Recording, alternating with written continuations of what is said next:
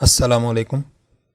ਅੱਜ ਮੈਂ ਤੁਹਾਨੂੰ 10 ਤਰੀਕੇ ਦੱਸਾਂਗਾ ਜਿਹਦੇ ਨਾਲ ਸ਼ੂਗਰ ਦੇ ਮਰਜ਼ ਤੋਂ ਅਸੀਂ ਕਾਫੀ ਹੱਦ ਤੱਕ ਬਚ ਸਕਨੇ ਹਾਂ ਜਾਂ ਫਿਰ ਸ਼ੂਗਰ ਦੀ ਬਿਮਾਰੀ ਨੂੰ ਜ਼ਿਆਦਾ ਤੋਂ ਜ਼ਿਆਦਾ ਸਾਲ ਵਾਸਤੇ ਅਸੀਂ ਟਾਲ ਸਕਨੇ ਹਾਂ। ਇਹ ਜਿੰਨੇ ਵੀ ਤਰੀਕੇ ਮੈਂ ਦੱਸਾਂਗਾ ਇਹ ਸਾਰੇ ਰਿਸਰਚ ਜਾਂ ਤਹਿਕੀਕ ਦੇ ਬਿਨਾਂ 'ਤੇ ਸਾਹਮਣੇ ਆਏ ਨੇ। ਯਾਦ ਰੱਖੋ ਕਿ ਅਗਰ ਇੱਕ ਦਫਾ ਸ਼ੂਗਰ ਦੀ ਬਿਮਾਰੀ ਹੋ ਜਾਏ ਤਾਂ ਸਾਰੀ ਉਮਰ ਦਵਾਈ ਲੈਣੀ ਪੈਂਦੀ ਹੈ ਜਾਂ ਫਿਰ ਇਨਸੂਲਿਨ ਦੇ ਟੀਕੇ ਲਗਵਾਉਣੇ ਪੈਂਦੇ ਨੇ।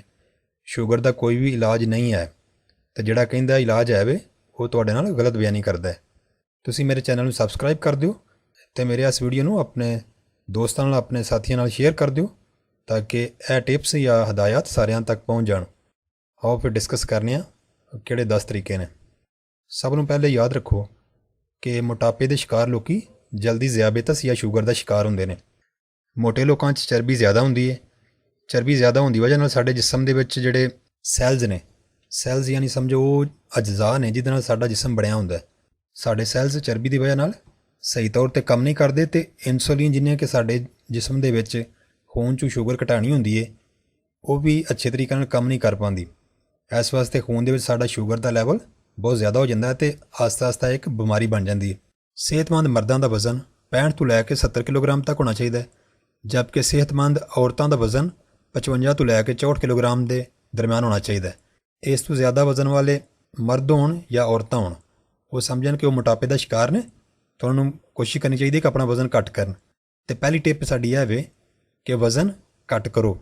ਕਿੰਝ ਘੱਟ ਹੋ ਸਕਦਾ ਹੈ ਕਿ ਅਸੀਂ ਆਪਣਾ ਖਾਣਾ ਥੋੜ੍ਹਾ ਜਿਹਾ ਘੱਟ ਕਰੀਏ, ਸਬਜ਼ੀਆਂ ਅਤੇ ਸਲਾਦ ਦਾ ਇਸਤੇਮਾਲ ਜ਼ਿਆਦਾ ਕਰੀਏ ਔਰ ਵਰਜ਼ਿਸ਼ ਕਰੀਏ ਹਲਕੀ ਫੁਲਕੀ, ਸਾਡਾ ਵਜ਼ਨ ਘੱਟ ਹੋ ਜਾਏਗਾ। ਦੂਸਰਾ ਤਰੀਕਾ ਐਕਸਰਸਾਈਜ਼ ਕਰਨਾ।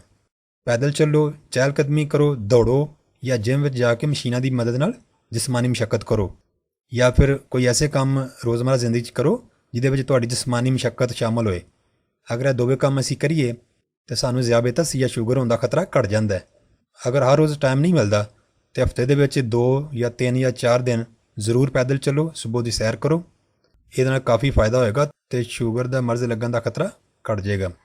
ਸ਼ੂਗਰ ਅਤੇ ਦਿਲ ਦੇ ਮਰੀਜ਼ ਚਹਿਲ ਕਦਮੀ ਜਾਂ ਦੌੜ ਜਾਂ ਜਿਮ ਵਿੱਚ ਜਾਣ ਤੋਂ ਪਹਿਲਾਂ ਆਪਣੇ ਡਾਕਟਰ ਨਾਲ ਜ਼ਰੂਰ ਮਸ਼ਵਰਾ ਕਰਨ। ਐਕਸਰਸਾਈਜ਼ ਜ਼ਰੂਰ ਕਰਿਆ ਕਰੋ, ਚਾਹੇ ਥੋੜ੍ਹੀ ਕਰੋ ਜਾਂ ਬਹੁਤੀ ਕਰੋ। ਟਿਪ ਨੰਬਰ 3, ਅਗਰ ਸ਼ੂਗਰ ਦੇ ਮਰਜ਼ ਤੋਂ ਬਚਣਾ ਹੈ ਤਾਂ ਸਾਫ਼ ਪਾਣੀ ਨੂੰ ਆਪਣਾ ਡਰਿੰਕ ਬਣਾਓ।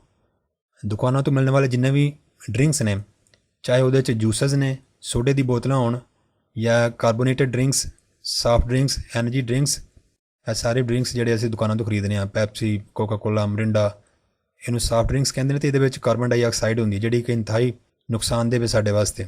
ਸਾਨੂੰ ਚਾਹੀਦਾ ਦੁਕਾਨਾਂ ਦੇ ਮਿੱਠੇ ਡਰਿੰਕਸ ਨੂੰ ਛੱਡ ਕੇ ਅਤੇ ਪਾਣੀ ਦੀ ਤਰਫ ਆਈਏ। ਅਗਰ ਅਸੀਂ ਇਹ ਦੁਕਾਨਾਂ ਦੇ ਸਾਫਟ ਡਰਿੰਕਸ ਵਗੈਰਾ ਨੂੰ ਛੱਡ ਦਿਆਂਗੇ ਤਾਂ ਕਾਫੀ ਹੱਦ ਤੱਕ ਅਸੀਂ ਆਪਣੇ ਆਪ ਨੂੰ ਸ਼ੂਗਰ ਦੀ ਬਿਮਾਰੀ ਤੋਂ ਦੂਰ ਲੈ ਜਾਵਾਂਗੇ। ਜਿੰਨੇ ਡਰਿੰਕਸ ਦੀ ਮੈਂ ਗੱਲ ਪੈ ਕਰਨਾ ਹੈ, ਸ਼ੂਗਰ ਤੋਂ ਇਲਾਵਾ ਸਾਡੇ ਗੁਰਦਿਆਂ ਵਾਸਤੇ ਵੀ ਬਹੁਤ ਸਖਤ ਤਰੀਨ ਦੁਸ਼ਮਣ ਨੇ। ਸ਼ੂਗਰ ਦਾ ਮਰਜ਼ ਪਾਕਿਸਤਾਨ 'ਚ ਬੜੀ ਤੇਜ਼ੀ ਨਾਲ ਵੱਧ ਰਿਹਾ ਹੈ।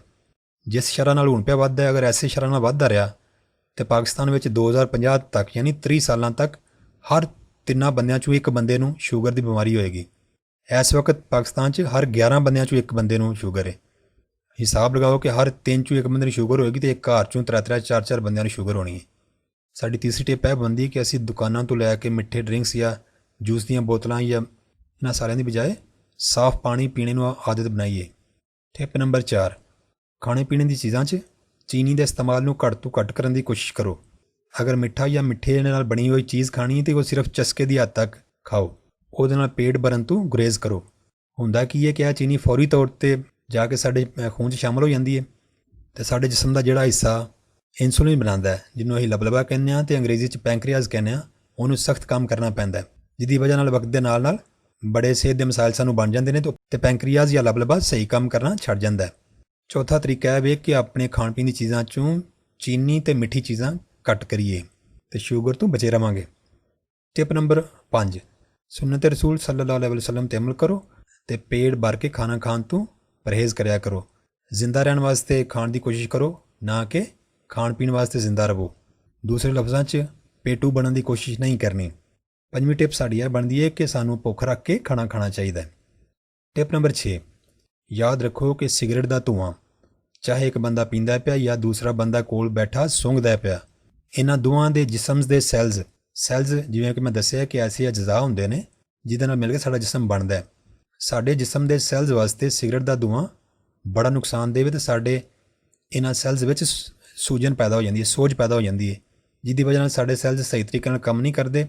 ਜਦੋਂ ਇਹਨਾਂ 'ਚ ਸੋਜ ਹੋਏਗੀ ਤਾਂ ਫਿਰ ਇਨਸੂਲਿਨ ਵੀ ਆਪਣਾ ਕੰਮ ਸਹੀ ਤਰ੍ਹਾਂ ਨਹੀਂ ਕਰ ਪਾਉਂਦੀ। ਅਤੇ ਉਹਦੀ ਵਜ੍ਹਾ ਨਾਲ ਕੀ ਹੋਏਗਾ ਕਿ ਸਾਡਾ ਖੂਨ ਜਿਹੜਾ ਸਾਡੇ ਮਿਹਦੇ 'ਚੋਂ ਐਨਰਜੀ ਹਾਸਲ ਕਰਦਾ, ਤਾਕਤ ਹਾਸਲ ਕਰਦਾ, ਉਹ ਸਾਡੇ ਸੈੱਲਸ ਨੂੰ ਨਹੀਂ ਮਿਲਦੀ। ਉਹ ਸਾਡੇ ਖੂਨ 'ਚ ਹੀ ਰਹਿੰਦੀ ਹੈ ਅਤੇ ਖੂਨ ਦੇ ਵਿੱਚ ਸ਼ੂਗਰ ਦਾ ਲੈਵਲ ਸਾਡਾ ਵੱਧਦਾ ਜਾਂਦਾ ਹੈ। ਆਸਤਾ ਆਸਤਾ ਉਹ ਇੱਕ ਮਰਜ਼ ਬਣ ਜਾਂਦਾ ਹੈ, ਅਸੀਂ ਬਿਮਾਰ ਬਣ ਜਾਂਦੇ ਹਾਂ ਸ਼ੂਗਰ ਦੇ ਪੱਕੇ। ਫਿਰ ਸਾਨੂੰ ਦਵਾਈ ਜਾਂ ਟੀਕੇ ਲਾਉਣੇ ਪੈਂਦੇ ਨੇ ਲਗਾਤਾਰ ਸਾਰੀ ਜ਼ਿੰਦਗੀ। ਜਿਹੜੇ ਬੰਦੇ ਸਿਗਰਟ ਪੀਂਦੇ ਨੇ ਉਹਨਾਂ ਨੂੰ ਦੂਸਰੇ ਬੰਦਿਆਂ ਨਾਲੋਂ ਸ਼ੂਗਰ ਦੀ ਬਿਮਾਰੀ ਹੋਣ ਦਾ ਚਾਂਸ ਜਾਂ 30 ਤੋਂ 40% ਵੱਧ ਜਾਂਦਾ ਹੈ। ਛੱਟੀ ਟਿਪ ਸਾਡੀ ਇਹ ਬਣਦੀ ਹੈ ਕਿ ਸਿਗਰਟ ਨੋਸ਼ੀ ਤੋਂ ਅਸੀਂ ਪਰਹੇਜ਼ ਕਰੀਏ। ਟਿਪ ਨੰਬਰ 7, ਐਸੇ ਬੰਦੇ ਜਿਨ੍ਹਾਂ ਦਾ ਬੈਠੇ ਰਹਿਣ ਦਾ ਰੋਜ਼ਗਾਰ ਦਾ ਕੰਮ ਹੁੰਦਾ ਹੈ, ਜਾਂ ਐਸੇ ਬੰਦੇ ਜਿਨ੍ਹਾਂ ਨੂੰ ਆਰਾਮਦੇਹ ਜ਼ਿੰਦਗੀ ਗੁਜ਼ਾਰਨ ਦਾ ਸ਼ੌਕ ਹੁੰਦਾ ਹੈ ਔਰ ਜਿਹੜੇ ਜਿਸਮਾਨੀ ਮਸ਼ੱਕਤ ਘੱਟ ਤੋਂ ਘੱਟ ਕਰਦੇ ਨੇ, ਉਹ ਬਹੁਤ ਜਲਦ ਸ਼ੂਗਰ ਦਾ ਸ਼ਿਕਾਰ ਹੋ ਜਾਂਦੇ ਨੇ। ਕਿ ਅਗਰ ਤੁਹਾਡਾ ਐਸਾ ਰੋਜ਼ਗਾਰ ਹੈ ਕਿ ਤੁਹਾਨੂੰ ਸਾਰਾ ਦਿਨ ਬਹਿਣਾ ਪੈਂਦਾ ਤੇ ਲਗਾਤਾਰ 2 ਘੰਟੇ ਤੋਂ ਜ਼ਿਆਦਾ ਕਦੀ ਨਾ ਬੈਠੋ। ਹਰ 2 ਘੰਟੇ ਬਾਅਦ ਵਕਫਾ ਜ਼ਰੂਰ ਕਰੋ। ਉਸ ਵਕਫੇ ਦੇ ਵਿੱਚ ਹਲਕੀ ਫੁਲਕੀ ਚਹਿਲ ਕਦਮੀ ਕਰੋ ਔਰ ਅਗਰ ਮੁਨਾਸਿਬ ਲੱਗੇ ਤਾਂ ਹਲਕੀ ਫੁਲਕੀ ਵਰਜ਼ਿਸ਼ ਵੀ ਕਰ ਲਿਆ ਕਰੋ। ਟਿਪ ਨੰਬਰ 8, ਤਹਿਕੀਕ ਤੋਂ ਸਾਬਤ ਹੋਇਆ ਕਿ ਜਿਨ੍ਹਾਂ ਲੋਕਾਂ 'ਚ ਵਿਟਾਮਿਨ ਡੀ ਦੀ ਕਮੀ ਹੁੰਦੀ ਹੈ ਉਹਨਾਂ ਨੂੰ ਸ਼ੂਗਰ ਦਾ ਮਰਜ਼ ਬੜੀ ਜਲਦੀ ਲੱਗ ਜਾਂਦਾ। ਅਗਰ ਸਾਨੂੰ ਵਿਟਾਮਿਨ ਡੀ ਦੀ ਕਮੀ ਹੋਵੇ ਤਾਂ ਸਾਨੂੰ ਚਾਹੀਦਾ ਸੂਰਜ ਦੀ ਰੋਸ਼ਨੀ ਵਿੱਚ ਬਹਿਣਾ। ਉਹਦੇ ਨਾਲ ਕੀ ਹੁੰਦਾ ਹੈ ਕਿ ਸੂਰਜ ਦੀ ਰੋਸ਼ਨੀ ਜਦੋਂ ਸਾਡੀ ਜਿਸਮ ਦੀ ਜਿਲਦ ਉੱਤੇ ਪੈਂਦੀ ਹੈ ਤਾਂ ਸਾਡੇ ਜਿਸਮ ਦੇ ਵਿੱਚ ਵਿਟਾਮਿਨ ਡੀ ਕਾਫੀ ਮਿਕਦਾਰ 'ਚ ਪੈਦਾ ਹੁੰਦਾ ਹੈ। 8ਵੀਂ ਟਿਪ ਸਾਡੀ ਇਹ ਬਣਦੀ ਹੈ ਕਿ ਅਗਰ ਅਸੀਂ ਦੁਪਹਿਰ ਦੀ ਧੁੱਪ ਲਈਏ, ਜਾਂ ਇੰਝ ਕਹਿ ਲਓ ਕਿ ਅਗਰ 4 ਵਜੇ ਤੋਂ ਬਾਅਦ ਦੀ ਜਿਹੜੀ ਧੁੱਪ ਹੁੰਦੀ ਉਹਦੇ ਵਿੱਚ ਅਸੀਂ ਬਹੀਏ ਜਾਂ ਚਹਿਲ ਕਦਮੀ ਕਰੀਏ ਤਾਂ ਕਾਫੀ ਹੱਦ ਤੱਕ ਸਾਡੇ ਜਿਸਮ ਵਿੱਚ ਵਿਟਾਮਿਨ ਡੀ ਦੀ ਅਫਜ਼ਾਇਸ਼ ਹੁੰਦੀ ਹੈ ਜਾਂ ਪੈਦਾ ਹੁੰਦਾ ਹੈ ਅਤੇ ਸਾਨੂੰ ਕਮੀ ਨਹੀਂ ਹੋਏਗੀ। ਖ਼ਾਸ ਤੌਰ 'ਤੇ ਇਹ ਉਹਨਾਂ ਖਵਾਤੀਨ ਵਾਸਤੇ ਬਹੁਤ ਜ਼ਰੂਰੀ ਹੈ ਜਿਨ੍ਹਾਂ ਨੂੰ ਘਰ ਤੋਂ ਬਾਹਰ ਨਿਕਲਣ ਦਾ ਜਾਂ ਸੂਰਜ ਦੀ ਰੋਸ਼ਨੀ ਲੈਣ ਦਾ ਮੌਕਾ ਬਹੁਤ ਘੱਟ ਮਿਲਦਾ ਹੈ। ਉਹਨਾਂ ਨੂੰ ਚਾਹੀਦਾ ਹੈ ਕਿ 4 ਵਜੇ ਤੋਂ ਬਾਅਦ ਵਾਲੀ ਧੁੱਪ ਵਿੱਚ ਜ਼ਰੂਰ ਬਹਿਣ ਜਾਂ ਛੱਤ 'ਤੇ ਨਿਕਲ ਕੇ ਚਹਿਲ ਕਦਮੀ ਕਰਨ। ਉਹਦੇ ਨਾਲ ਕਾਫੀ ਹੱਦ ਤੱਕ ਉਹਨਾਂ 'ਚ ਵਿਟਾਮਿਨ ਡੀ ਦੀ ਕਮੀ ਪੂਰੀ ਹੋ ਜਾਏਗੀ। ਵਿਟਾਮਿਨ ਡੀ ਦੀ ਵਜ੍ਹਾ ਤੋਂ ਅਗਰ ਸ਼ੂਗਰ ਹੋਣ ਦਾ ਮਰਜ਼ ਦਾ ਖਤਰਾ ਹੈ ਤਾਂ ਉਹ ਫਿਰ ਘਟ ਜਾਏਗਾ। ਟਿਪ ਨੰਬਰ 9, ਹਲਦੀ ਦਾ ਇਸਤੇਮਾਲ ਸਾਨੂੰ ਚਾਹੀਦਾ ਹਰ ਰੋਜ਼ ਕਰਨਾ, ਕਿਉਂਕਿ ਹਲਦੀ ਸਾਡੇ ਜਿਸਮ ਦੇ ਜਿਹੜੇ ਸੈੱਲਸ ਨੇ ਉਹਦੇ ਵਿੱਚ ਜਿਹੜੀ ਅਗਰ ਕਿਸੇ ਵਜ੍ਹਾ ਨਾਲ ਸੋਜ ਪੈਦਾ ਹੋ ਜਾਂਦੀ ਹੈ, ਉਹ ਸੋਜ ਨੂੰ ਘੱਟ ਕਰਨ ਵਾਸਤੇ ਬੜੀ ਅਹਿਮੀਅਤ ਦੀ ਹਾਮਲ ਹੈ। ਜਦੋਂ ਸਾਡੇ ਜਿਸਮ ਦੇ ਸੈੱਲਸ ਵਿੱਚ ਸੋਜ ਨਹੀਂ ਹੁੰਦੀ ਤੇ ਇਨਸੂਲਿਨ ਬੜੇ ਅੱਛੇ ਤਰੀਕੇ ਨਾਲ ਆਪਣਾ ਕੰਮ ਕਰਦੀ ਹੈ ਤੇ ਸਾਡੇ ਖੂਨ ਵਿੱਚ ਸ਼ੂਗਰ ਦੀ ਮਿਕਦਾਰ ਜ਼ਿਆਦਾ ਨਹੀਂ ਹੁੰਦੀ। ਮਰਜ਼ ਲੱਗਣ ਦਾ ਖਤਰਾ ਵੀ ਬਹੁਤ ਘੱਟ ਹੋਏਗਾ। ਇਸ ਵਾਸਤੇ ਸਾਡੀ ਨਾਮੀ ਟਿਪ ਇਹ ਬਣਦੀ ਹੈ ਕਿ ਹਲਦੀ ਦਾ ਅਸੀਂ ਇਸਤੇਮਾਲ ਕਰੀਏ। ਟਿਪ ਨੰਬਰ 10, ਤਹਿਕੀਕ ਤੋਂ ਇਹ ਵੀ ਸਾਬਤ ਹੋਇਆ ਹੈ ਕਿ ਐਸੇ ਬੰਦੇ ਜਿਹੜੇ ਲਗਾਤਾਰ ਜ਼ਿਹਨੀ ਦਬਾਅ ਦਾ ਸ਼ਿਕਾਰ ਰਹਿੰਦੇ ਨੇ ਉਹਨਾਂ ਨੂੰ ਸ਼ੂਗਰ ਬਹੁਤ ਜਲਦ ਹੋ ਜਾਂਦੀ ਹੈ। ਇਸ ਵਾਸਤੇ ਯਾਦ ਰੱਖੋ ਕਿ ਕੰਮ ਖਤਮ ਨਹੀਂ ਹੋਣੇ। ਖਾਮਖਾਹ ਟਾਰਜ਼ਨ ਬਣਨ ਦੀ ਕੋਸ਼ਿਸ਼ ਨਾ ਕਰਿਆ ਕਰੋ। ਇੰਝ ਹੀ ਨਾ ਹੋਵੇ ਕਿ ਕੰਮ ਖਤਮ ਕਰਦਿਆਂ ਅਸੀਂ ਖੁਦ ਹੀ ਖਤਮ ਹੋ ਜਾਈਏ। ਸਾਨੂੰ ਚਾਹੀਦਾ ਅੱਲਾ ਦੀ ਇਬਾਦਤ ਕਰੀਏ ਅਤੇ ਜ਼ਿਹਨੀ ਤੌਰ 'ਤੇ ਰਿਲੈਕਸ ਅਤੇ ਪੁਰਸਕੂਨ ਰਹਿਣ ਦੀ ਕੋਸ਼ਿਸ਼ ਕਰੀਏ। ਇਨਸ਼ਾਅੱਲਾ ਅੱਲਾ ਬਿਹਤਰ ਕਰੇਗਾ। ਇਹ ਸਨ ਜੀ ਉਹ 10 ਟਿਪਸ ਜਾਂ ਉਹ 10 ਤਰੀਕੇ ਜਿਹਦੇ ਨਾਲ ਸ਼ੂਗਰ ਦੀ ਬਿਮਾਰੀ ਨੂੰ ਅਸੀਂ ਆਪਣੇ ਆਪ ਤੋਂ ਕਾਫੀ ਹੱਦ ਤੱਕ ਦੂਰ ਰੱਖ ਸਕਦੇ ਹਾਂ। ਹੁਣ ਇੰਝ ਕਰੋ ਕਿ ਇਸ ਵੀਡੀਓ ਨੂੰ ਆਪਣੇ ਦੋਸਤਾਂ ਨਾਲ ਸ਼ੇਅਰ ਕਰੋ ਤਾਂ ਕਿ ਉਹਨਾਂ ਤੱਕ ਵੀ ਇਹ ਹਦਾਇਤ ਜਾਂ ਇਹ ਟਿਪਸ ਜਾਂ ਇਹ ਤਰੀਕੇ ਪਹੁੰਚ ਜਾਣ। ਦੂਸਰਿਆਂ ਤੱਕ ਅੱਛੀ ਗੱਲ ਪਹੁੰਚਾਉਣਾ ਦੂਸਰਿਆਂ ਦਾ ਖਿਆਲ ਰੱਖਣ ਦੇ ਬਰਾਬਰ ਹੁੰਦਾ ਹੈ। ਆਖਰ ਤੇ ਮੈਂ ਵੀ ਜ਼ਰੂਰ ਕਹਾਂਗਾ ਕਿ ਮੇਰੇ ਚੈਨਲ ਨੂੰ ਸਬਸਕ੍ਰਾਈਬ ਕਰ ਦਿਓ, ਇਸ ਵੀਡੀਓ ਨੂੰ ਲਾਈਕ ਕਰੋ ਅਤੇ ਇਸ ਵੀਡੀਓ ਨੂੰ ਜ਼ਿਆਦਾ ਤੋਂ ਜ਼ਿਆਦਾ ਸ਼ੇਅਰ ਕਰੋ ਤਾਂ ਕਿ ਇਹ ਪੈਗਾਮ ਸਭ ਤੱਕ ਪਹੁੰਚੇ। ਤਾਂ ਹੁਣ ਮੈਨੂੰ ਇਜਾਜ਼ਤ ਦਿਓ। ਅੱਲਾ ਹਾਫਿਜ਼।